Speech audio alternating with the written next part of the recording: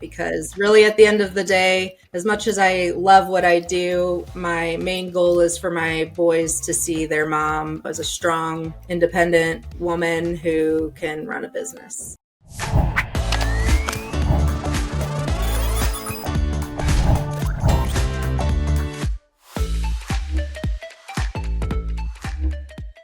Hello and welcome to the Gross Profit Podcast. My name is James Kennedy. I'm the CEO and co-founder at procurementexpress.com. We take the hassle out of managing your SMB spend without buying an ERP, but we're not here to talk about that today. Instead, I've got Alison Carnie. Alison is from Domino Bookkeeping, and there's a kind of a cult in bookkeeping or SMB that I've noticed, which is something called profit first. In fact, you might be able to see it somewhere on the bookshelf behind me there. But let's say polarizing. Some people love it, some people hate it, but some businesses are really taking advantage of it, in particular Relay Bank. So Relay Bank has taken an interesting marketing slant here. They focus on profit first businesses. And today, Alison is going to talk to us about how she has used Relay to implement profit first strategy for her real estate customers. We're not sponsored by Relay, but by the way, Relay, please reach out. I'd love to hear from you. But I was interested in this particular cult, let's call it, cult of bookkeeping, if there is such a thing. And we're going to dive in and see whether this is something that could be appropriate for your business.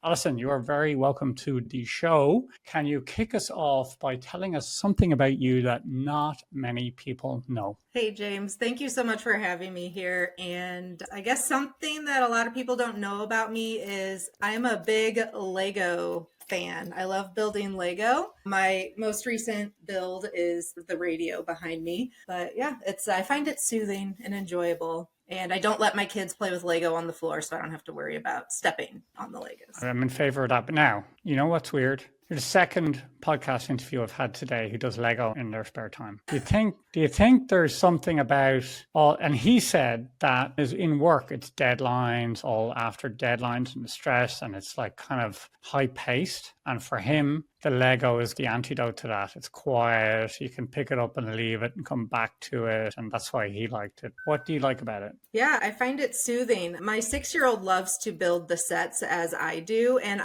But then he likes me to take it apart so he can rebuild it again. And I have found it just as soothing and enjoyable to take apart his Lego sets, because I will take them apart backwards so he can rebuild them based on the numbered bags and all of that with those. So it's just something soothing. I'm a fidgeter. I'm always moving my fingers. So it's just keeps my hands busy too. Yeah, well, that Lego you showed me behind you is very satisfying. It's like a nice block. But a lot of my son's Legos are so complicated. They've got all these special pieces. And I want to get my hands on that. It looks so satisfying and solid. But all the modern Legos are like crazy pieces and angles and whatever. That's more like the Lego I had when I was a kid. And this is actually, it's not brand new, but it's a set that's currently available. And there is a sound brick in it. So I can turn it on and it'll make like little radio sounds. And the back comes off so you can stick your cell phone in and you can play like your Spotify or music app. Listen to your favorite podcast, Gross Profit, through it. Okay, now I'm going to be on the hunt. I think I'm going to start asking people, maybe there's a Lego cult out there for bookkeepers that I wasn't aware of. So let me tuck that back into my list of questions. So you didn't start off wanting to be, someone asked me this morning, what did you want to be when you were a kid? And I said, I was CEO of a purchase order management software solution. And they were like, you didn't even know what that meant. And I said, you're right, it was an astronaut, but hey, I'm projecting. So you didn't want to be an accountant even when you left school, as far as I know. You were doing something else. What were you doing? Yes, I got my undergraduate in psychology. I minored in business, and I worked in a residential treatment facility for teens with trauma and attachment disorders. So a lot of these kids spent the first few years of their life in an orphanage. In an orphanage, there's not enough adults around to give the babies and young children the attention and holding them that they need at that time. And so they are then adopted. And then as they hit those teenage years, they're going not only through teenage adjustments and puberty and all that, but they're also having all of these other things happening based on their early years. And sometimes people frequently change careers into accounting or finance. And oftentimes there's like a takeaway that they have that brings something to what they do that other people wouldn't have. So is there something from that time that you learned that you still use every day in your finance role? Yeah, accountants and bookkeepers are known to be they're not people. And so they don't like to talk to people, they don't like to communicate, or they're not great at it. And so I utilize my background in psychology. I think that helps benefit me because I'm able to communicate decently with people. And they're like, wait, you're an accountant? You're funny, or you're nice. Yeah, I'm a programmer, but no one's ever told me I'm funny, so I guess maybe I'll work on that. Okay, so yeah, but listen, that makes total sense because let's call it, as far as I can see, the numbers is only a fraction of the job. It's communication and the skills around. I see CFOs and accountants are good ones, like more like diplomats in a way than programmers. I thought they were all programmers with just like a spreadsheet instead of a computer programming editor or whatever. But I was totally wrong. It's much more about the successful ones are the ones that are able to communicate with people and explain things and make people interested. God forbid, make them interested in what's happening in their own business. Okay. You did an incredible job, by the way, like dealing with these kids. Was it hard when because they leave, right? They leave. It's not like you raise these kids and then you raise kids normally and hopefully they take your call still, but like these kids literally go off into a system. And I'm guessing sometimes into a system which is not necessarily, a future might not be bright for them. Am I wrong? A little bit. So the kids that I worked with, they had been adopted and they had very loving adoptive Okay. families. And those families had gotten to a point where they would take their child to therapy or whatever situation, and it just wasn't cutting it. They needed something more. And so then they Mm-hmm. came to this facility. They lived there 24/7, 365. My very first day, I graduated from college in December. I was on a weird schedule there. My very first day was Christmas morning. So, because people have to be there. But it's incredibly difficult. You can't just leave your work at the office. My job description was to build relationships with these kids because that's what they struggled with. They didn't know. They would push boundaries because they didn't wanted to see who actually loved them and cared about them. My job was to Mm. build these relationships, and then when they leave, for good reason, there's a like kind of a no contact order for 2 years in place. Wow. And so that it's hard. It's so emotionally draining. It's so physically draining sometimes. And yeah, but I'm Facebook friends now with some of them. It's been over 10 years, I think. Yeah. Wow. Okay, awesome. So you minored when you did your psychology degree, but you did a minor in business administration with already some bookkeeping in there. So what made you transition away from it? Sounds like, I mean, the job you had wasn't a job, it was a vocation, right? That's a real vocation to do this work. So what made you decide to transition away from it? I knew that it wasn't sustainable long term for me. And I Mm. knew that just a psychology degree probably wasn't going to get me very far. So I decided that going back to school was my best option. So Mm. I went back for my MBA. And then during that time is where I really fell in love with my accounting courses. I wanted to be eligible to sit for the CPA exam. And because I did not get my undergraduate in accounting, I needed extra hours, like credit hours. So I got myself a master's in accounting as well. Okay, so Lifelong learner. lifelong learner, yeah. There's a lot of that. In finance, it's just one of those jobs, right? It seems to be people get just endless degrees and accreditations, and there's continuous development and everything. Yeah. And there's a big industry in selling you those things, I guess. So all right. So you did that, and then what was your first sort of accounting job in industry? So while I was going to school for my MBA, my master's in accounting, I was working in insurance. So I jumped over to a premium audit position for an insurance company where I would audit the insurance premiums. Did they need to pay more money or not? But I was there probably less than a year before I got scooped up by a CPA firm. So I went and worked for them through a busy season, felt like I was paying my dues, working all the crazy hours, January, Mm, February, March, April, all that. Hated mm. it, didn't like it. So then I exited external audit and moved to internal audit, and I loved that. Okay, so what's the difference? What's an external versus external is going to other businesses and giving out to them? Yeah, external audit is doing it's a public accounting firm. They're going out. I think Mm, I had to go, it was like the end of the year, cold outside, and I had to go count inventory at this like lumber yard. And I was right. like, this is miserable. Okay, so when you said external, I didn't mean literally external, and you're in a cold part of the world. Where are you? I didn't ask actually. I'm in the middle of the US. I'm in St. Louis, Missouri. There's a lot of snow out my window. We get a big snow every 3 or so years. Yeah. So insurance assessors, is that what you call them? Are in it's in a hot topic at the moment. Oh What's yeah, this insurance company was different. They did excess insurance policies, so their insureds were like school districts and hospitals, and okay. they provided this excess. So we had to then audit that at the end of the year to see if they needed to get money back, if they met the premium they had paid, or if they owed us more money. All right. So what was your first sort of freelance gig, or what was the first time you realized, hey, I can make a business out of this for myself? I stayed in audit for about 5, 6 years. There was a lot of travel involved, which I loved during my 20s. That was great. But when my husband and I were ready to start a family, I said, I don't want to be traveling anymore. I switched to corporate accounting. I worked for a pretty large US company. It's called Crate and Barrel. So I did their corporate accounting for a couple of years, and then I left the workforce to be with my kids. And it was during that time where I was like, maybe I don't want to be a full-time stay-at-home parent, and maybe all this money I'm paying for my student loans can be better utilized, these degrees, in starting my own business. Okay. So which came first, Domino or a client? Which was Uh, chicken or the egg?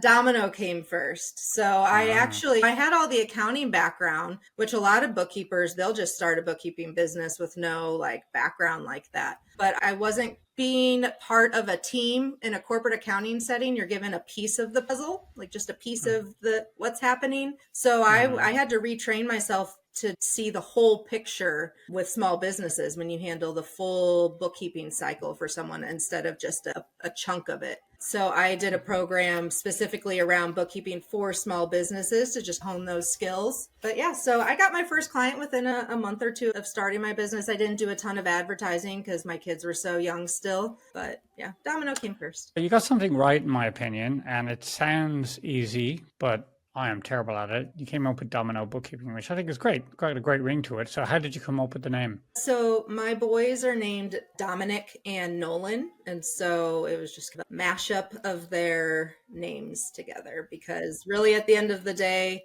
as much as I love what I do, my main goal is for my boys to see their mom as a strong, independent woman who can run a business. Okay, so that first client, if you're listening to this and you're thinking, or maybe you're in the belly of the beast somewhere, you're doing part of the accounts for an organization, you've been thinking, well, it'd be nice to step out on my own. How did you go from 0 to 1? So you came up with the name. No one makes business cards anymore. I guess you made a website and came up with the name, but how did you attract that first client, and who was it? So it was actually through I use QuickBooks online. So I'm a QuickBooks Pro Advisor, and you can actually go into QuickBooks Pro Advisor and search for Pro Advisors in your zip code. Mm-hmm. So she came from QuickBooks, and I had been bummed because the first month I hadn't gotten any contacts. I was trying to figure it out, and I got the email from Gail, my first client. I just met with her this week. She's still with me while I was on vacation in the Bahamas. My first vacation since having kids. And of course, I'm like, oh no, what do I do? Do I run back to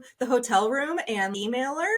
I was so excited, but I was also on vacation. Yeah, that's what you do when you start. My first, I would never became a client, but the first lead we had for Procurement Express was they were in Hawaii and I was in Ireland. So I was trying to get them on a call, and they keep saying, yeah, sure, I can meet you at 3 o'clock. And at 3 o'clock for them in the afternoon was like 4 o'clock in the morning for me. So they kept setting these appointments, and I'd be setting alarm clocks and getting up, and they never bloody showed up for the appointment. But anyway, never mind. I'm not bitter. It's fine. Thank you. We're an observatory, I remember. So yeah, go observatories in Hawaii. I hope things are going well for you. All right, great. You got your first client. So was this client in real estate off the bat, or did that come later? Yeah, she had two businesses, still does. One is a real estate brokerage, and the other is a land acquisition company. Okay. So when it comes to give us a primer on like bookkeeping for real estate, what makes it different to other types of bookkeeping you might be doing? Yeah, there in real estate, there's a lot of nuance. It depends. So for Gail, she has a brokerage, so that means that she sells a house, she gets the commissions from that, and then she has to pay out a percentage to the agent. And then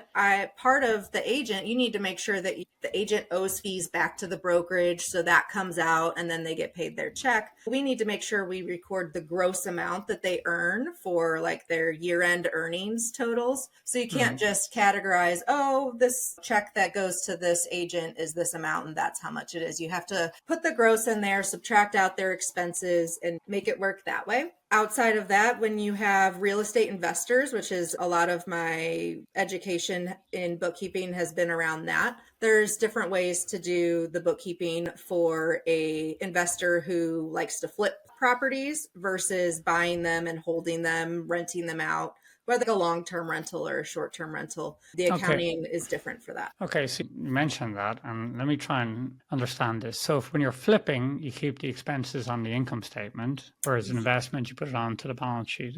Tell me, why does that happen, and what's the thinking behind it? What does the impact? Is there a tax advantage, or is it just for completeness sake? What's the difference? Why should they be different? So a lot of flips, you don't own them for a long period of time. So if they're bought and sold in the same fiscal year, they will just stay on the income statement or your profit and loss statement the whole time. It really helps the business owner be able to visually see everything that's happening in real time on that statement versus if you're on the balance sheet, that's more of like this is the history of your business. This is everything that's been going on. Now, if you buy a flip property in November, December, and it's not sold by 12/31, we will do a journal entry, a reversing one, to move it over to the balance sheet for year end. So we take it off of your income statement for that year. And then we put it on January 1st, we put it right back on. Whereas if you have a buy and hold property, if it's under construction still, we want to hold those costs separately. But once it goes in service, we'll handle everything differently. Any holding costs, so if you're paying property maintenance fees or they're mowing the lawn, these would typically be expenses that would go on your income statement. If you're under construction, they're all going to go on your balance sheet and be rolled up into the cost basis of your property when you finish the rehab and that property goes in service. So your CPAs and tax accountants are always asking the bookkeeper or the real estate investor for what date did this property go in service, because it plays a part in determining cost basis and how to expense those rehab costs, also holding costs. Okay. So what I'm hearing there is, so from a management accounts perspective, if I'm flipping properties, I think of the property more like any other good I'm buying and selling. So it's a cost of goods sold, really, if you look at it that way. And then I know, okay, I bought it for this much, I got to sell it for this much. And then you see the gross margin right there, which is important. And then but then if it goes longer than that, you put it on the balance sheet because it's not really, you're not realized the value. I guess it comes down to when you realize the value, right? So yeah, and if it's not, if you haven't sold it in a long time, that's just like a year-end thing. You don't, if you are still planning on flipping it, if it's just like a flip in progress, it's a timing situation. We just move it off for one day, get it off the books for 12/31, put it back on 1/1, and continue moving along. Now, we will buy properties intending to flip it, or vice versa, buy a property intending to hold it, and you can change your mind at any point. You're flipping this house and you're like,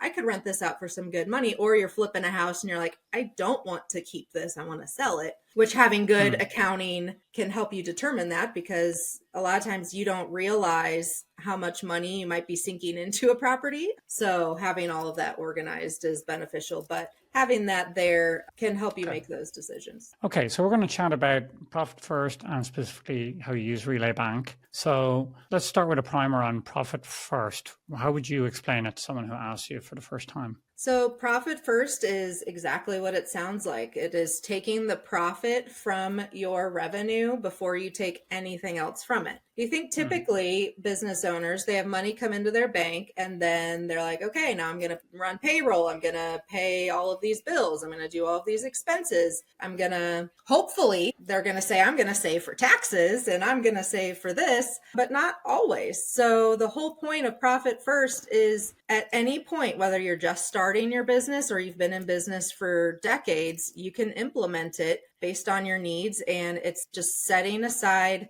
basically, it's allocating every revenue that comes in and making sure that you are setting aside money for yourself and your business. That's going to help you with burnout. That's going to help you save money and run a healthier business overall. So the way, is it wrong to say that it's treating your profit like an expense, like a hard expense that has to be paid, and you treat it like anything else that has to be paid, and you basically treat it. A lot of people just run their business and see what's left at the end, but it's been more intentional about what you're taking. Exactly. Yeah, it's treated. That's exactly right. Because then if you see, oh, well, I only have this amount in my operating expense allocation, so maybe I need to look at cutting some costs. Like maybe your Yeah. expenses are out of control. Okay. All right. So you were practicing the pronunciation. So the author, which is Mike Michalowicz. well done. Michalowicz. Okay. Yeah, Mike McCallowitz. Yeah, I'll let you say that first. So he managed to get a whole book out of that. I presume there's a bit more to it, but I think a lot of people get their hands on that book or they just read the cover and they go, oh yeah, I got it. I know what that means. I'm going to go and basically take all the money out of my business, buy a yacht. But then there's the other part of it. So maybe we'll get into Relay a little bit. Now, Relay, is it just a bank? It's an online bank. It's an online bank. Like it's a real bank though. It's not a There's a brick and mortar.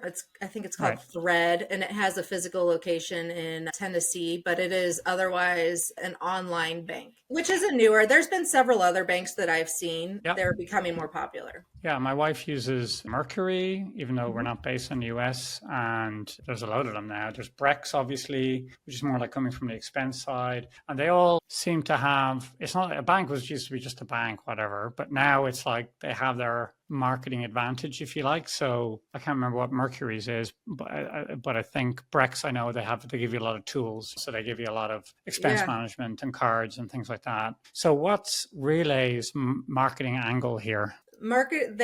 They are a profit first bank because when you think about profit first, the first thing that comes to mind is the number of bank accounts that you need. So I spoke Right. about needing to allocate those expenses. In order to Mm, allocate, you need to have a number of bank accounts. And so if you think mm, about traditional bank, they will charge you fees every month, account maintenance fees or fees for this and that and the next thing, just to maintain your account. So when you have four, mm, five, 6+ accounts, which is the base number of accounts in Profit First is 5. But in Profit for real estate investors, you should really have a bank account per property. So that's a lot of bank accounts. In mm. Relay, those bank accounts are free. You can get up to 20 bank accounts for free. 2 of them can be savings accounts that will earn you, as of today, 1% off the bat. And if you have a lot of money, then they'll up the percentage. I don't know what that percentage is because I don't have a lot of money.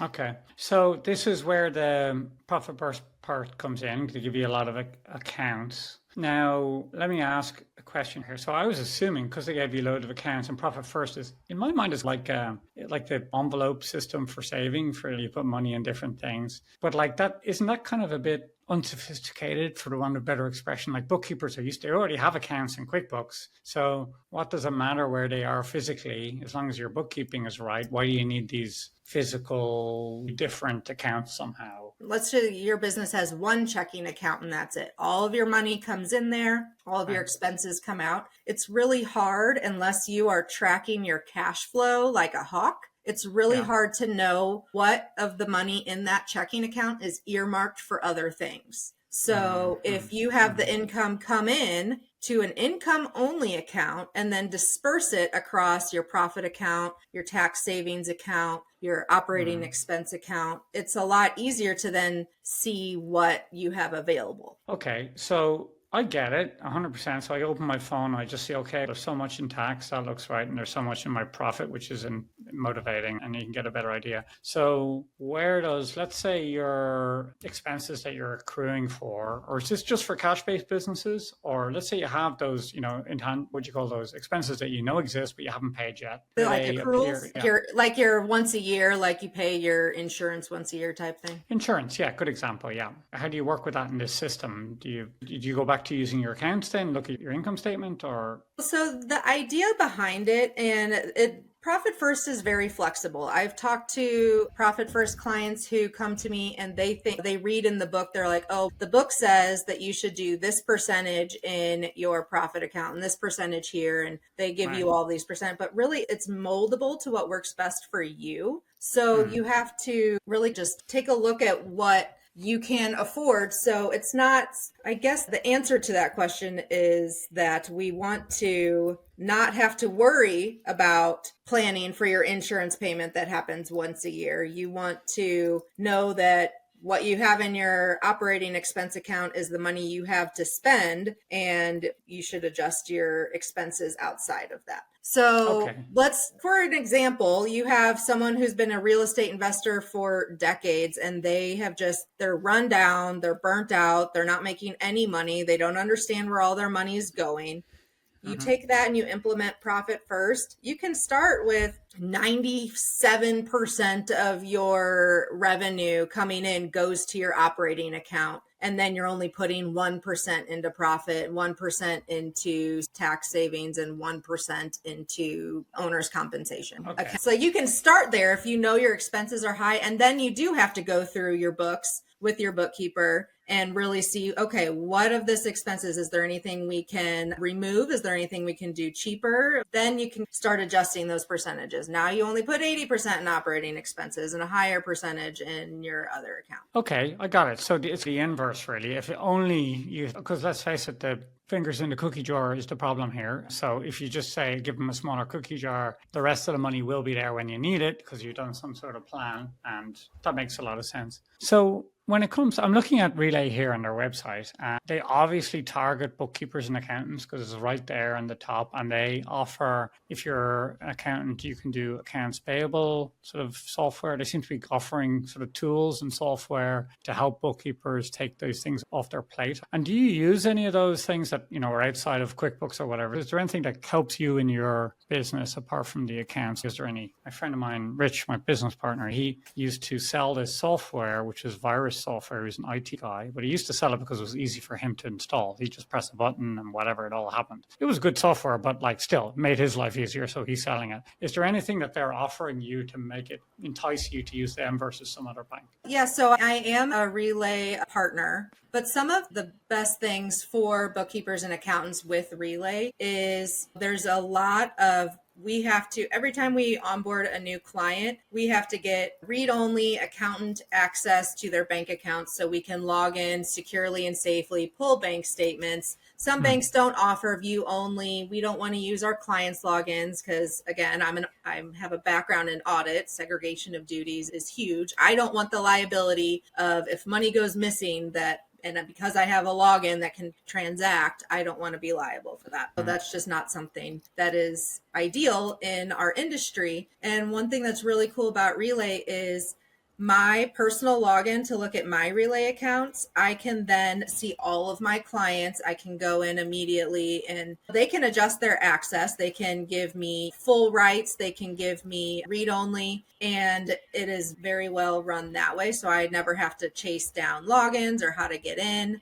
The accounts are all free, and I do utilize the bill pay function. The only time you pay a fee to Relay is if you want Relay Pro, and it's $30 a month, and that is so you can send same day ACHs. You can pay all of your vendors that way. It's great. You can request their payment details and have them drop in their W-9, so you don't have to go chasing them around for W-9s like I am currently for all of my non-Relay clients. Nice job, Relay. Okay, you know what? That's the dirty little secret of software companies is I know this is true for SAP and it's actually true for us too, which is that and I have all these fancy features like OCR this and whatever, cash flow forecasting and recurring budgets and whatever. I think all these features, right? But the thing that people really pay for is being able to switch between accounts. Like being Yeah. able to see Oh, once you and I get did forget there another one of my favorite features is a lot of times you connect your bank accounts in QuickBooks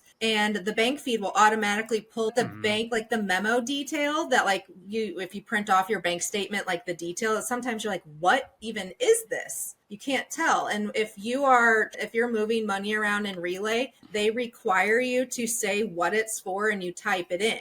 So if my client is depositing a check, they're required to say what that check is for, and they can't just it won't just say mobile deposit with no information. So nice. it also shortens the time we spend closing the books at the end of the month. It provides less questions we have to reach out and ask because the detail's already there. Very good. Nice job, Relay. And clearly, it's SMB focused. You can see that in their messaging, and they have 100K profit club. So SMB focused for smaller businesses. Awesome. Very good. Very interesting. So maybe I'm a nerd, so I love talking about all the software and all the tools and the stuff like that. And it seems like a really good solution. All right. So maybe you could just tell me a bit about who's your ideal client now. Is it still retail? Is it a certain geography? Who should reach out to you and how can they do it? My ideal client is so I'm in the US. I can work virtually. It was funny when you were telling that story about Hawaii. I have one client in Hawaii and I just had a call with someone else in Honolulu yesterday. We're only 4 hours ahead at this point, so it wasn't too bad. But anywhere in the US, I can work with you. I do have a lot of local clients, but all the stuff we do is not necessary to be in person. And I really love working in the real estate industry because there's so much nuance. Your mom and pop corner shop bookkeeper may not know how to handle that. So I really enjoy working in the real estate sector. Great. All right, nice target. So now I don't know which way this question is going to go, so I'm very excited as sure as the guests or listener are. Right, listener, singular maybe. Let's see who's here still here. Right, who is your business hero and why? Come on, give me the right one. Give me the right one. Okay, my whole value and mission in my business is how hard you don't realize it till you do it. My business is my third child. I have two young kids and I have my business, and so just going through this myself and then looking back and seeing those strong mothers who are also killing it in their careers is that for me. And I'm lucky enough to be able to be surrounded by some of those people. My sister-in-law is you're very excited. You want me to talk about her. My sister-in-law has been very successful in her career, I think she's even going back to school for yet another degree. She has her JD, she has her bachelor's. I think now she's getting an executive MBA. She's the president of the trust arm of a massive company here in the US. And so I look up to her. And we share a name, so I can also piggyback. If someone Googles me, they might find her. If they Google her, they might find me. Very good. She's the one with one L, and you've got two. Is that right? No, I've got one, and we have the same. It's literally the exact same spelling. Middle initial is the same. Alison M. Carnie. Wow. Okay. All right. Cool. I love that. I just love it when people say their hero is someone they know because that's great. I'm very selfish. I'm almost guaranteed an extra listener. That's the way I'm building my listener base here, one person at a time. But I also love this personal side of it. So thanks very much, Alison. I've really enjoyed chatting to you today, and thank you, valued listener, for listening also and coming this far on this journey with us. Your special reward is to be able to go to procurementexpress.com/partners. And on there, I have done a webinar on how I believe a fractional CFO can best explain their value to a CEO. So CEOs and CFOs are their chalk and cheese in some direction, in some ways. They're different mindsets. And let's face it, CEOs are often crazy, scatterbrained all over the place. They don't speak the same language. Now, you know how to talk to them, but unfortunately, fractional CFOs don't always do an amazing job of explaining their own value. Great at telling you how good everyone else is. And I have my take on how you can do that in a way that will light up a CEO. Go to procurementexpress.com/partners, have a listen, let me know what you think. I could be totally wrong, and you're free to tell me that. But I have a lot of passion about this. I think hiring the right bookkeeper or fractional CFO is the most transformational hire you can make in a successful business, and people just don't know it. They're literally on a path to working until they're 70, and all they have to do is hire the right finance partner, and they could literally retire tomorrow if they wanted to. Like, that's the difference a great finance professional can make in your business. But no one's telling you. They don't know. That's it. This has been a lot of fun. Thank you very much, Alison. Thanks for coming on the show. Thank you. Oh, and I failed to tell you where you can find me. I am at Domino Bookkeeping, LinkedIn, Facebook, Instagram, all the things. You can also email me at hello@dominobookkeeping.com. Great. We'll link you up in the show notes. There you go. Thank you so much.